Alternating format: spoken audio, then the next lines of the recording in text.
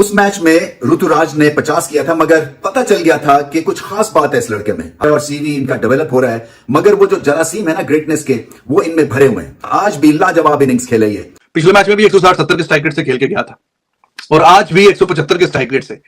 लेकिन intention check करें, पिछले मैच में बारिश जल्दी आ गई थी जो प्रीवियस मैच था, तो उसमें ही टुक हिज टाइम, थोड़ा सा टाइम लेके भी आगे इनिंग को लेके गया। लेकिन आज जिस पोजीशन पे आया है, सबसे बड़ी चीज मैं तारीफ करना चाहूंगा, मैं ऋतुराज गायकवाड़ को देख के हैरान हूं। शमीर साहब, ये बंदा ओपनिंग करता है, सेंचुरी मारता है। ये बंदा पिछले मैचेस में वन डाउन आ रहा था तो 50 करके जा रहा था। ये बंदे की पोजीशन उन्होंने नंबर 4 पे कर दी। वो लड़का हर पोजीशन में रन करके देख रहा है। मैंने उसको एज अ ओपनर देखा, उसने परफॉर्मेंस करके दिखाई है। मैंने उसको वन डाउन पे खेलते देखा, उसने परफॉर्मेंस करके दिखाई है। मैं उसको फर्स्ट टाइम के ऊपर नंबर 4 के ऊपर देख रहा हूं ऋतुराज को। Shubman Gill is a good enough batter, he is a proper stroke player. वो तीसरे नंबर पे आके आराम से एडजस्ट हो सकता था और उसको, लेकिन यहाँ चलो शुभमन गिल भी स्टैंडिंग कप्तान है, कप्तान की यहाँ सोच से ज्यादा यहाँ मैनेजमेंट की सोच, बैकरूम स्टाफ की सोच के ऊपर ज्यादा क्वेश्चन। तो दूसरे एंगल के ऊपर ऋतुराज गायकवाड़ है, जिनको आते ही इंस्टेंट शुरू की 3-4-5 बॉलों की एक टाइम लिया, उसने कंज्यूम किया, कंडीशन को असेस किया, सिचुएशन को रीड किया, इवेंचुअल 28 बॉलों में 49 रन, 3 छक्के 4 चौके, 175 का स्ट्राइक रेट। जो बारी ऋतुराज गायकवाड़ ने खेली है, हालांकि आई एम डिसअपॉइंटेड कि यार ये क्या हो गया, मतलब कि ऋतुराज गायकवाड़ को चौथे नंबर पे अब आएगा। वो बंदा जो अपनी क्रिकेट ओपन पे खेली है वो अब चौथे नंबर पे आएगा। चौथा number is like a proper middle order. तो भाई आपने मतलब हालत कर दिया। बट ऋतुराज गायकवाड़ ने प्रूव करके बताया, 28 बॉल 49 रन की जिस तरह से फायरिंग खेली उसने नहीं, हालांकि उसका बीच में एक आधा कैच थोड़ा मुश्किल सा भी था, उससे पहले वो अपना इंटेंट बता चुका। दोस्तों, भारत ने जिम्बाब्वे के अगेंस्ट तीसरा T20 जीत लिया है और 23 रन से मात दी है भारत ने। 4 विकेट के नुकसान पे 182 रन का स्कोर हमने टारगेट पे लगाया था और जिम्बाब्वे को 159 पे 6 विकेट गवा के खत्म कर दिया गया है। यशस्वी जायसवाल ने 36 रन की पारी खेली है और आपको पता होगा शुभमन गिल जो कि कप्तान है इस इवेंट के, 59 गेंद में 66 रन बनाई है 134 के स्ट्राइक रेट के साथ। अभिषेक शर्मा जो है वो जल्दी आउट हो गए थे, 9 गेंद खेली और 10 रन बना के आउट हो गए। लेकिन ऋतुराज गायकवाड़ ने पूरी कसर पूरी कर दी इनकी और 28 गेंदों में 49 रन की पारी खेली है। 50 से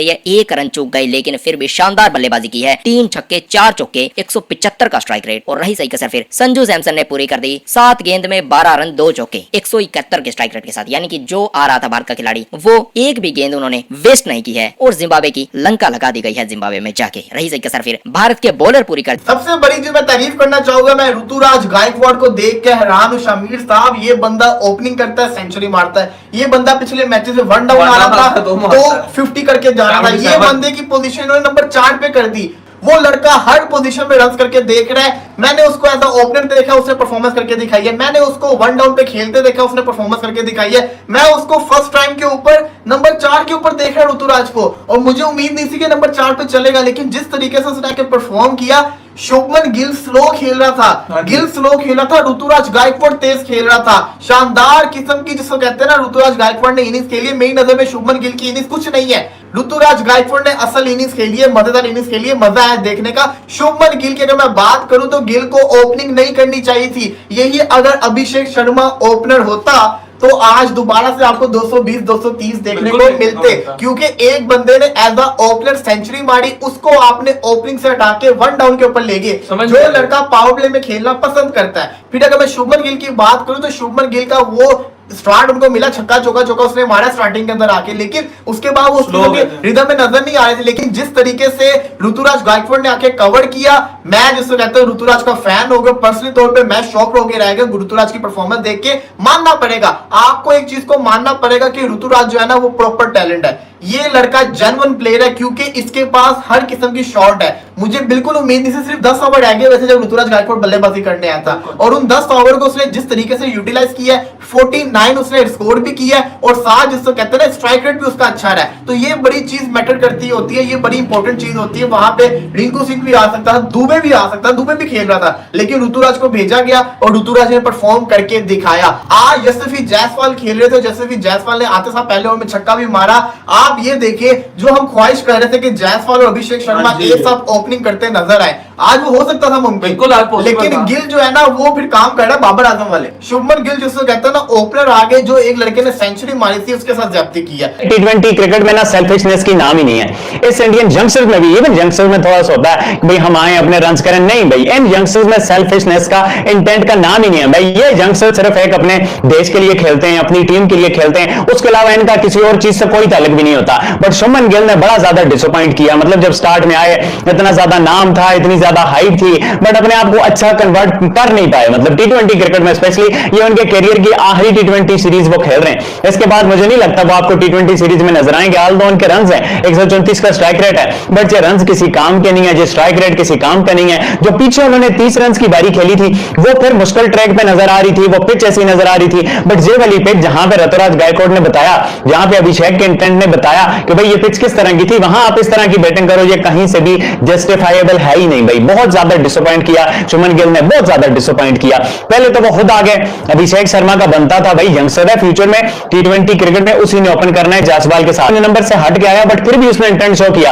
आप देखो ये होता है, मसला नहीं है फेल हो गया, इंटेंट वाला बंदा हर इनिंग में नहीं चलता, कोई बात नहीं है, आप उसे बैक करो। अभिषेक ने जो बारी खेलनी थी वो सीरीज में खेल ली है, इसके बाद आने वाले 2 मैचेस में वो कोई अच्छा करते करते इंटेंट वाले ओपनर्स इसी तरह होते हैं, 4-5 मैचों में एक बार चलते हैं, बट जिस दिन वो चलते हैं उस दिन सवाल नहीं होता अगली टीम के मैच जीतने का। तो भाई जायसवाल आपने पहले उसके साथ खुदर्जी की, आपने अभिषेक शर्मा को नीचे किया, आप खुद ओपन उठ के आगे, फिर आपको ओपनर आते ही इंटेंट ही नजर नहीं आया।